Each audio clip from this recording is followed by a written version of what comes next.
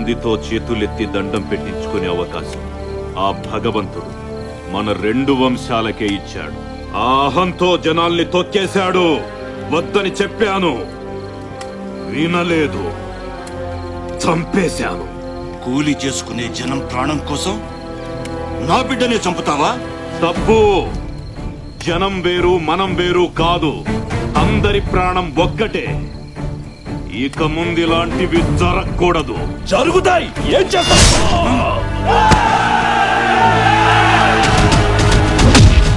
ఆ రోజు మొదలైన వైరంతో బంధుత్వాలతో కలకలలాడే 2 సంస్థానాలు బద్ధ శత్రువులయ్యాయి.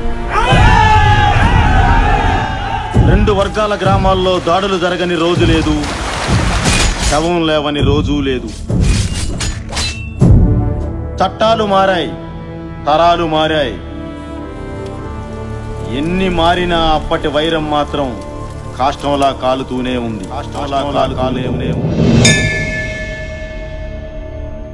2 తరాల నుంచి ఈ అకృత్యాలను తన కళ్లతో చూసిన ఆ 2 వంశీకులకు సంబంధికుడైన రాజా రంగనాయకులు ఆ వంశాల మధ్య రాజీ ప్రయత్నం చేయాలని సంకల్పించాడు.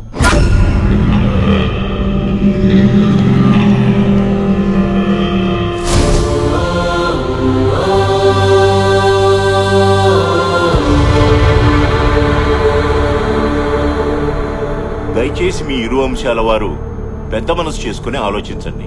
ఎప్పుడో మీ మధ్య మొదలైన పగ ఇంకా రగులుతూనే ఉంది. ఇప్పటికే వేలాది ప్రాణాలు పోతున్నాయి కూడా. చుట్టుపక్కల 40 గ్రామాల్లోకి ఆడపిల్లనివ్వడానికే భయపడుతున్నారు. ఏ ఒక్కరూ మనశ్శాంతిగా బ్రతకడం లేదు. అయితే ఆహా, మీ పగలు ప్రతీకారాలు తీర్చుకోండి, కానీ అది ప్రతిరోజూ కాదు. ప్రతి ఏటా నూర్పిళ్ళయ్యాక సంక్రాంతికి వచ్చే పల్లాలమ్మ జాతర జరిగే ఆ 2 రోజులు మీవే. పోలీసులు రారు, కేసులుండవు. ఎవరింటి ముందు చితిమంట రగులుతుందో, ఎవరింటి ముందు భోగిమంట మండుతుందో ఆ 2 రోజుల్లోనే తేల్చుకోండి. గెలిచిన వాళ్ళదే సంవత్సరం పాట ఆధిక్యత. మళ్లీ జాతర వచ్చేదాకా ఒకరినొకరు కవ్వించుకోవడం, దాడులు చేసుకోవడం జరగకూడదు. జనం మనశ్శాంతిగా బతకడానికి ఇది మంచి మార్గమే ఎంపీ గారు. మాకు సమ్మతమే. ఏంటి నువ్వు రూల్స్ పెట్టేది, వాళ్ళు అంగీకరించేది? ఈ వంశాన్ని వేయడానికి 2 రోజులు చాలవా మనకి? మాకు సమ్మతమే. జాతరకి 2 రోజుల ముందు 2 వర్గాల వారు ఇదే చోట తాంబూలాలు మార్చుకోండి. సమ్మతం లేని వాళ్ళు రానక్కర్లేదు. రాలేదు అంటే ఎదుటి వాళ్ళ ఆధిపత్యాన్ని ఒప్పుకున్నట్టే. మాటకు ప్రాణమిచ్చే మీ వంశాల మీద ఒట్టు. ఈ ఒప్పందాన్నెవరూ అతిక్రమించకూడదు.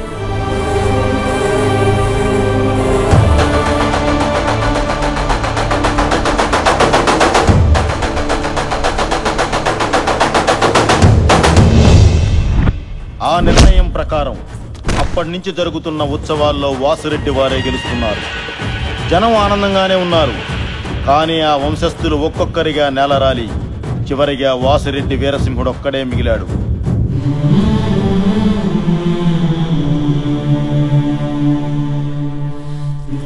తాంబూలానికి వస్తున్నాం పంతులు గారు. అయ్యా, ఓడిన శత్రువు బలాన్ని పెంచుకున్నాడు. మీరు అందరినీ పోగొట్టుకుని ఒంటరి వారయ్యారు. భగవంతుడు మీకు 3 ఆడపిల్లల్నిచ్చాడే తప్ప ఇంటి వారసునివ్వలేదు. మీ తర్వాత ఈ జనాన్ని వాళ్ళు ఏం చేస్తారోనని భయం వేస్తుందయ్యా. అయ్యా, అమ్మగారు హాస్పిటల్లో ప్రసవించారు. ఇంటికి వారసుడు పుట్టాడయ్యా. దేవుడు కరుణించాడు. బిడ్డ మహత్యాతకుడవుతాడు.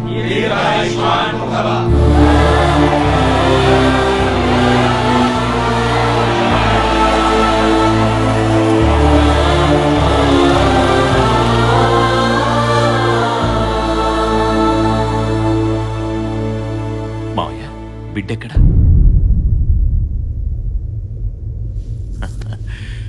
ప్రాణం లేకుండా పుట్టాడు.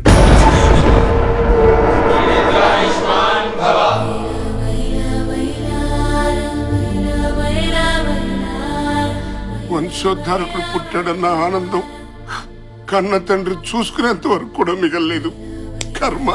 కర్మలుడు గారు. ఈ విషయం వసుంధరకు తెలుసా? తెలియదు అల్లుడు గారు.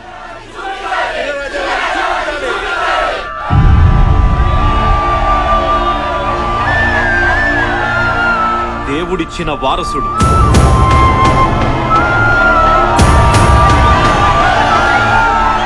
నా తరువాత జనానికి బలం లేదనుకున్న వారికి ఆ భగవంతుడు పంపిన బ్రహ్మాస్త్రం. ఈ రోజు నుండి నాతో పాటు మీరు కూడా వీణ్ణి మర్చిపోవాలి. వీణ్ణి శత్రువు వెన్నులో చలి పుట్టించే ఆయుధంగా తయారు చేసి 25 ఏళ్ల తరువాత మీ ముందు గర్వంగా నిలబెడతాను. దానికి మీ ఆశీర్వాదం కావాలి.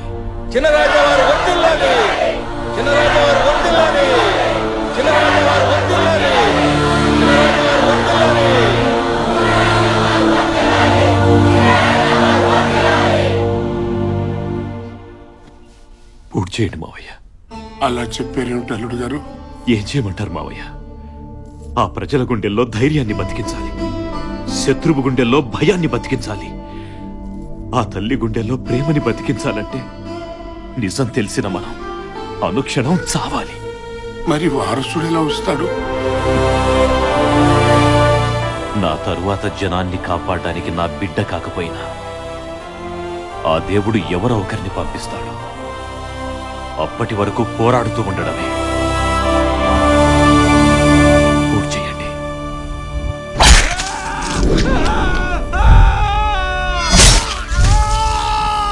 ఆ మనోవ్యతతో వెళ్ళిన ఆయన ఆ సంవత్సరం ఓడిపోయారు.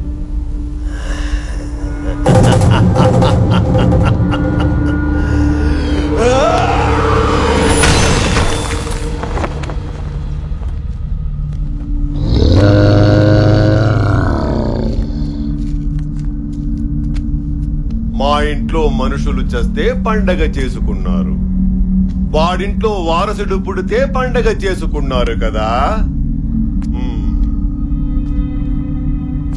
ఈ రోజు నుంచి ఈ ప్రాంతంలో ఎవరు మగబిడ్డని కనడానికి వీల్లేదు. పుడితే మాకే పుట్టాలి. 5 ఏళ్ల తర్వాత మీరు ఎదురు చూస్తున్న వారసుడు వస్తే వాడి వెనక నిలబడడానికి, చెత్త ఎత్తేయడానికి దిక్కుండకూడదు. కాదు, కూడదని ఎవరైనా మగబిడ్డని కంటే చంపేయడమే. ఇక ఈ జెండా దించేవాడు గాని ఇంకో జెండా ఎగిరేసేవాడు గాని రాడు, రాలేడు,